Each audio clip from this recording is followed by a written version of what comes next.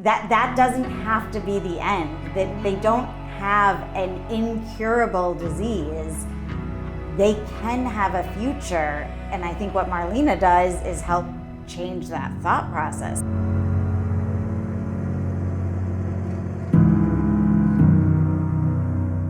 We started the Survivor Care program in Connecticut in 2014, and we were having a lot of success with our youth. We were re-engaging them in school. A lot of them were graduating high school. They were addressing their trauma through therapy. But one of the things that we were seeing was that a lot of our youth were starting to reach out when they turned 19, 20, 21, because they were struggling to maintain employment. They needed more support. They weren't able to get the support they need in traditional programs. And so we decided that we were going to start our own program. We already had a relationship with these kids, right? These kids already knew that kind of we knew, right? Mm-hmm. They didn't have to explain their histories to us. Yeah. We already knew, we already had that. And so every youth that goes to your program has already gone through long-term services or is currently in. You have an extensive experience doing employment and education. So I'm curious to hear, how was your work prior to Love 146 different than working with the youth that you work with here now in Love 146? Yeah, so for example, some of the experience I have had in the past with working through vocational programs is we ask the clients questions that we may see as normal, as like, what's your past experience? Tell us some of the skills that you have. How have you made money in the past? That could be very triggering for our youth. Mm-hmm. And so because of that, the way that we work with them is we help them with doing some self-assessments to learn some of their skills and then build upon that. So what are some of the skill sets that you've seen in the youth that we've worked with? Yeah, so most of the youth in the employment education program are natural born leaders, and they don't realize it. So we help build on that. We help them with different opportunities and applying for things that, they don't think that they can necessarily get, but then they end up getting the job. And we've had youth that have gotten promoted in their positions within the first 3 months, and that's just another motivator for them. What a lot of people don't know is that I'm a first generation college graduate in my family. And I know that's what some of the struggles that I went in, FAFSA, who can I turn to? Like, even though I had super supportive parents, there were certain things that they just couldn't answer because they didn't know. And I really wanted that to be that the kids can feel safe asking questions, that they have the support that they need, and that they can thrive, and that it's possible, because it was possible for me.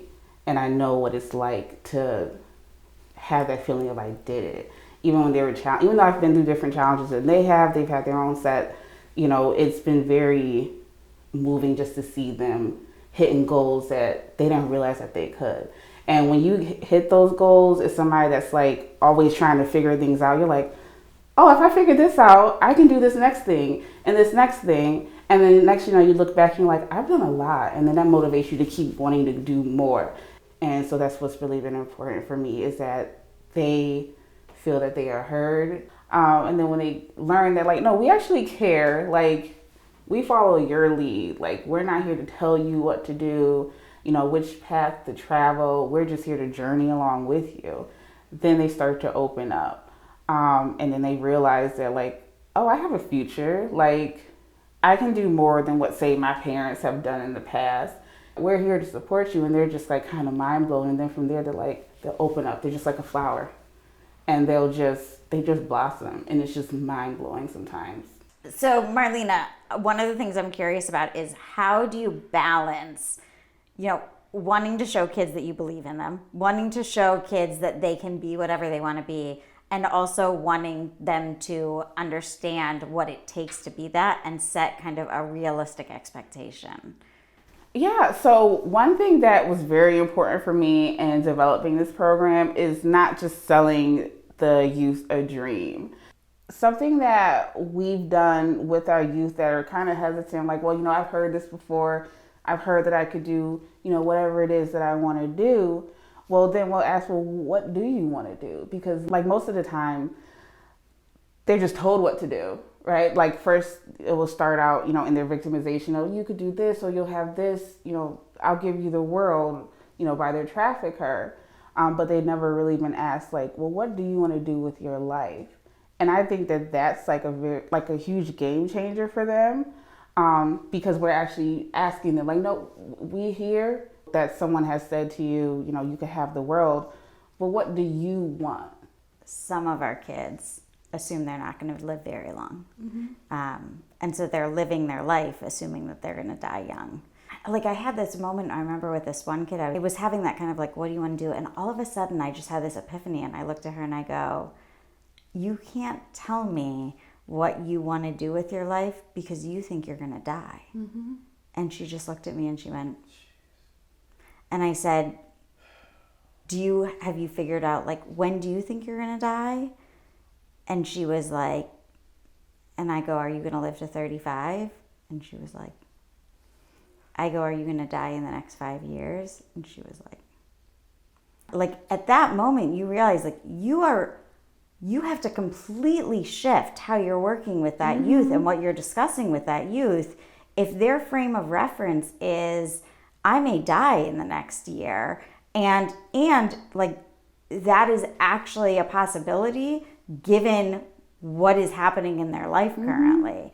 You know, something that you and I think about, you know, oh, go to college, you know, have a career, save for retirement. Like, they're not even there. No. Like, they're nowhere near that. They're just like, how am I going to make it to the end of the week? Yeah. Yep. Make it to the end of the week. What can I do now to just survive? Like, they're just always in survival mode. It's what can I do now to just get to the end of the day? Not, you know, savings, like what we work on in the program, budgeting. It's just, oh, this is the money I have now. I need to just make it work for me. And why not spend it now? Because I don't know if I'm going to be around in the future. So why am I going to save? Yeah. That doesn't have to be the end. That they don't have an incurable disease. They can have a future. They just don't think they can. And so to me, that's where the tragedy is that they think that their life is predetermined, and it's not. And I think what Marlena does is help change that thought process. And when you can see a youth go from like, I gotta live once, I'm gonna die, to like, wow, it is possible for me. That is a future I never saw, but that is possible. I mean, Marlena said it. It's like you do see this blossoming that happens in them. And it's like you can almost physically feel the weight that gets lifted from them as they just don't struggle with their imminent mortality. You know, sometimes you just need somebody to believe in you. And that's what I want the EE program to be. Like, we believe in you. We're here to walk with you. And if you make a mistake, that's okay. That's part of life. You get back up and we just work through it and learn through it and keep going. And I think that that's half the battle, is knowing that somebody else like believes in you and that you don't have to walk alone, because sometimes in life we sometimes feel like we're walking alone. But when you know that somebody's there for you, that just pushes you sometimes to just go over that challenge, over that barrier, and to just persevere.